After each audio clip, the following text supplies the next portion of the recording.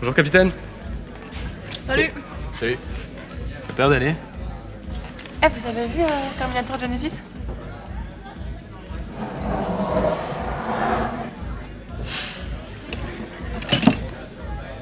Vous allez adorer Terminator Genesis. Qui dit ça, hein? C'est qui dit ça? James Cameron? Exactement. Eh bien, s'il fallait une preuve supplémentaire que ce mec est complètement défoncé à la colle, la voilà. En même temps, qu'est-ce qu'on pouvait attendre du mec qui a commis Avatar, franchement? Ah oui, il a aussi fait Le Seigneur des Anneaux, le film avec le bateau et l'iceberg. Absolument pas. Je suis un gros fan des premiers Terminator. Quand j'étais petit, je regardais le premier surtout pour les flashbacks de Kyle Reese. Ceux qui se passaient dans le futur. Du coup, c'était plutôt des flash-forward. Ouais, mais c'est dans son passé à lui, donc... c'est compliqué. J'adorais ce monde-là, avec des crânes humains qui jonchaient le sol, et les rebelles qui étaient réduits à leurs conditions de rats, quoi. Ils vivaient dans les égouts, putain, c'était génial. Je kiffe le post-apocalyptique. C'est d'ailleurs pour ça que j'avais plutôt aimé Terminator Salvation. Oui, mais il n'y a pas les lasers dedans. Il n'y avait pas les lasers. Et ça m'avait un petit peu fait chier. Mais au moins, le film avait le mérite d'approfondir l'univers du film. Et là, qu'est-ce qu'ils font avec Terminator Genesis? Ils reviennent à l'ancienne formule. Alors après tout, pourquoi pas? Mais faut développer la chose, faut trouver de nouvelles idées. C'est quoi la super idée originale qu'ils ont trouvée? Un reboot. Et en plus, un reboot qui ne s'assume pas. Et c'est ça le problème, c'est qu'on te le market comme une suite, comme le numéro 5. Sauf que c'est faux. Dans le processus même de production du film, on change tout l'arc temporel de la saga Terminator. Donc en fait, on t'annonce une suite, mais on s'arrange, vu que la mode est à cela, pour te faire un reboot. Alors entre les incohérences du film, que je vais pas vous détailler parce que d'autres l'ont fait avant moi, et le jeu d'acteur qui est grosso modo à la ramasse, bah y a pas grand chose à sauver du film. Bon, les scènes d'action, elles sont bien quand même. Oui, elles sont bien, mais c'est de l'image de synthèse, et puis on a vu ça 100 fois, y a rien d'original. Ah si, y a une scène que j'ai plutôt appréciée, c'est dans la salle d'IRM là où ils arrivent à enfermer John Connor, qui essaye de se libérer du champ magnétique de l'appareil, et son corps il se divise en différentes parties comme ça.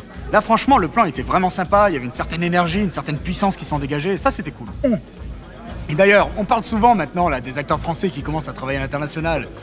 Il y a Kev Adams dans le film. C'est bien pour lui, hein, il commence à monter ce petit jeune. Comme d'habitude dans le cinéma américain d'aujourd'hui, on est dans la surenchère, il n'y a pas un ni deux Terminator, il y en a 4. Pour chacun d'entre eux, il y a plus ou moins une explication de leur venue dans le film. Mais sauf pour le T-1000. Le T-1000, j'ai pas l'impression qu'on m'ait dit à un seul moment dans le film pourquoi il est là. Même pour le Terminator qui allait dans le passé de Sarah Connor pour la sauver quand elle était enfant, on te dit tu ne sauras pas pourquoi il est là parce que sa mémoire a été effacée. Il y a une explication donc. Mais le T-1000, j'ai pas l'impression. Ça bute. Capitaine, je crois que c'est un mal. Ah, non mais monsieur, faut prévenir. Non, c'est pas que c'était désagréable, c'est qu'il faut prévenir, c'est tout. Par rapport à tout ce paradoxe temporel, enfin le reboot temporel de la saga là, j'étais plutôt pour.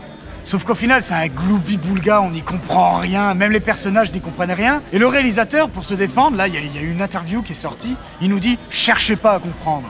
Là, vous voyez, on est dans l'abrutissement généralisé, on cherche même plus à comprendre les choses. Il y avait un mec, j'avais aimé sa politique par rapport à ça, c'est le réalisateur de Loopers. Ah, comment il s'appelle déjà? Ryan Johnson. Non, celui qui va tourner le 8e Star Wars, là. Oui, bah Ryan Johnson. Ryan Johnson. Lui, il avait expliqué les incohérences temporelles de son film en disant « Le voyage dans le temps n'existe pas, donc on ne sait pas. Donc je prends une certaine liberté par rapport à ça. » Et moi, j'avais trouvé ça très intelligent. Surtout quand c'est pour trouver de bonnes idées de cinéma. Il y a une scène là où Joseph Gordon-Levitt, il se scarifie le bras pour transmettre un message à son soi du futur qui du coup voit apparaître une cicatrice. Ça, c'est du cinéma.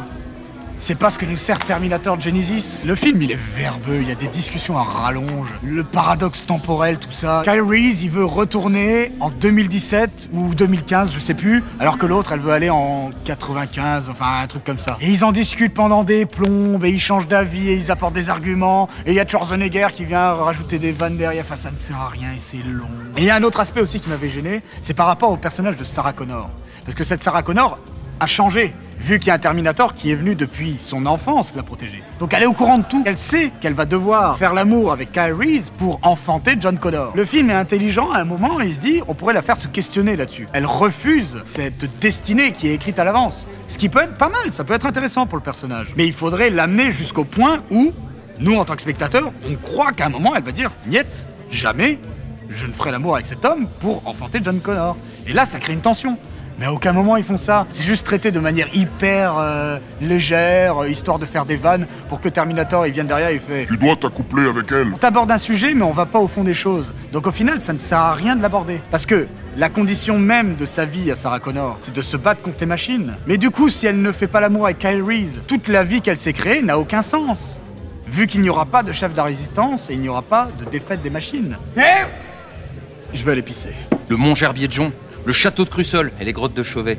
Non, sans déconner, l'Ardèche, ça déboîte sa mère. Je vous conseille vraiment d'y aller. C'est ma place. Je vais pas me faire emmerder non plus.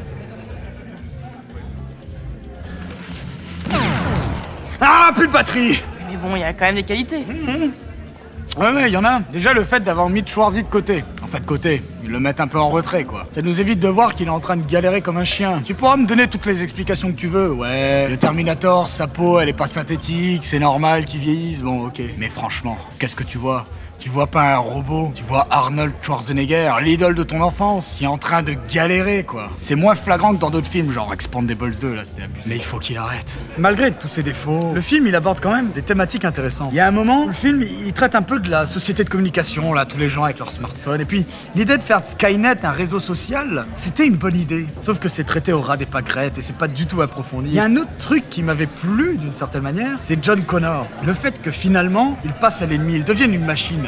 Il soit cette symbiose entre le biologique et le mécanique. Il y a une phrase qu'il dit où il est là, face à Kyle Reese et à Sarah Connor, et il dit « Vous détruisez toujours ce que vous ne comprenez pas ». Ça aurait mérité d'être abordé dans le film de manière plus approfondie. Est-ce que l'avenir de l'humanité, ce n'est pas l'évolution? Est-ce que l'humanité, telle qu'elle est aujourd'hui, ne mérite pas de disparaître, tout simplement? Juste en se concentrant sur ces deux aspects-là, et avec les scènes d'action, etc., et ben là, ça aurait pu être intéressant.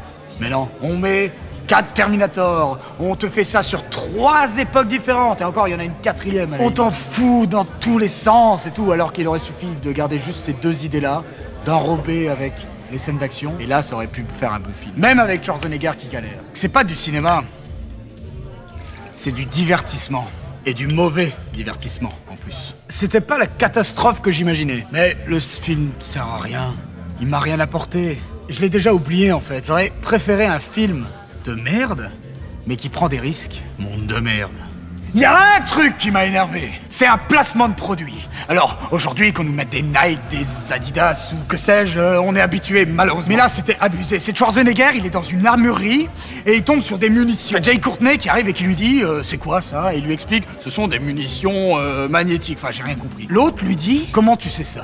Eh bien, j'ai trouvé ça sur gunsandammo.com. Ça veut dire flingues et munitions.com. Si tu tapes le site, bah, tu tombes sur un site dédié aux armes à feu. Les Américains, ils peuvent faire ce qu'ils veulent chez eux, mais qu'ils viennent pas nous emmerder avec leur propagande pro-armes à la con, hein. T'as ton flingue sur la table. Mais c'est pas une arme à feu, ça.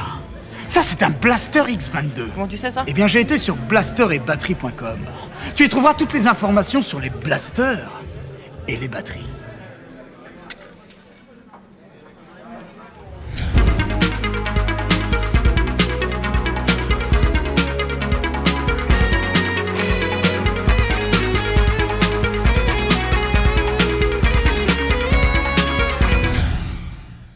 Bon, Captain, un de ces 4? Quoi? Indiana Jones 4? Me faites pas chier avec ce film de merde. Je vous bute, moi. Je vous descends.